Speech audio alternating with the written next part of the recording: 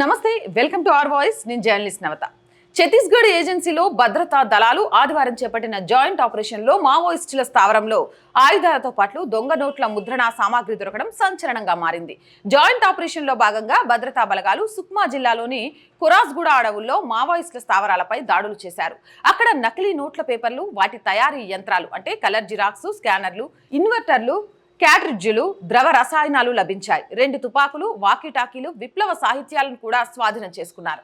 అయితే ఎప్పుడూ లేని విధంగా మావోయిస్టులు నకిలీ నోట్ల ముద్రణకు పాల్పడటం సర్వత్రా చర్చనీయాంశంగా మారింది. అసలు మావోయిస్టులకు నకిలీ నోట్ల అవసరం ఏమొచ్చింది, దీని ద్వారా ఏం చేయాలి అనుకుంటున్నారు అని తరహాలో దీనికి సంబంధించిన ఎంక్వైరీని మొదలుపెట్టడం చూశాం.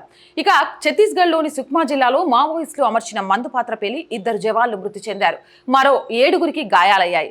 ఛత్తీస్గఢ్ రాజధాని రాయ్పూర్కి 400కు పైగా కిలోమీటర్ల దూరంలో భద్రతా దళాల సిల్గిర్, టెకెల్గూడెం శిబిరాల మధ్య తిమ్మాపురం గ్రామం సమీపాన ఆదివారం మధ్యాహ్నం సుమారు 3 గంటలకు నక్సల్స్ ఐఈడీ పేల్చారని సీనియర్ పోలీస్ అధికారి ఒకరు తెలిపారు. మృతి చెందిన జవాన్లు విష్ణు, శైలేందర్ అని పోలీసులు గుర్తించారు.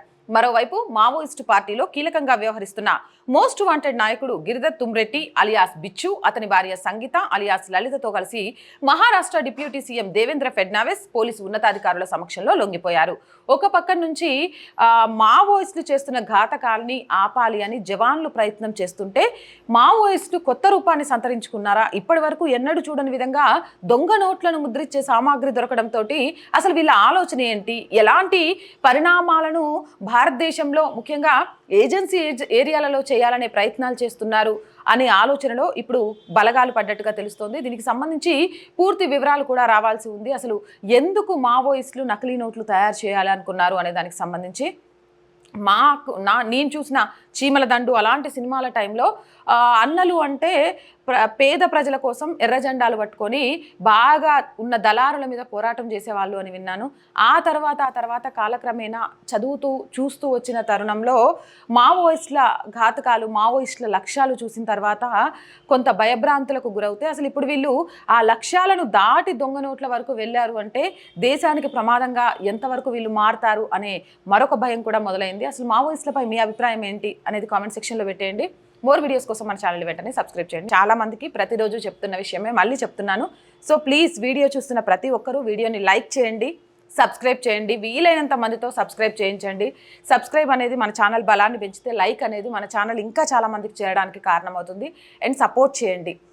ప్రతిరోజు రిక్వెస్ట్ చేసేది అయినా మళ్ళీ ఎందుకు గుర్తు చేస్తున్నానంటే ఎవరైనా కొత్త వాళ్ళు చూసినప్పుడు వాళ్ళకు కూడా తెలియాలని.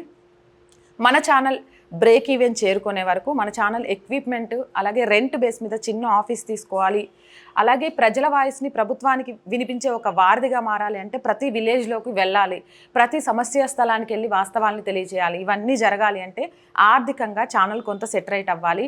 అంత సెటరైట్ నా ఒక్కదాని వల్ల కాదు. ఈరోజు ఈ ఛానల్ 6 నెలల్లోనే ఇంత డెవలప్ అయిందంటే మీ అందరూ చూపిస్తున్న ఆదర అభిమానాలే కారణం.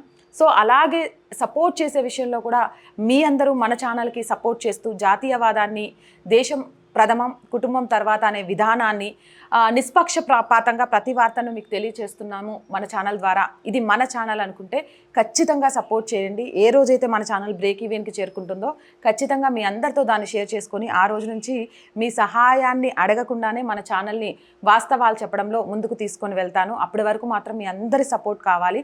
సపోర్ట్ చేయాలి అనుకునే వాళ్ళు సబ్స్క్రిప్షన్ పక్కనే జాయిన్ అనే ఆప్షన్ కనిపిస్తుంది. 1 to 5 లెవెల్స్ ఉంటాయి. ఏదో ఒక లెవెల్లో సపోర్ట్ చేయండి. లేదా స్క్రీన్ మీద గూగుల్ పే, ఫోన్పేతో పాటు అకౌంట్ డీటెయిల్స్ ఉంటాయి. అలా అయినా సపోర్ట్ చేయొచ్చు.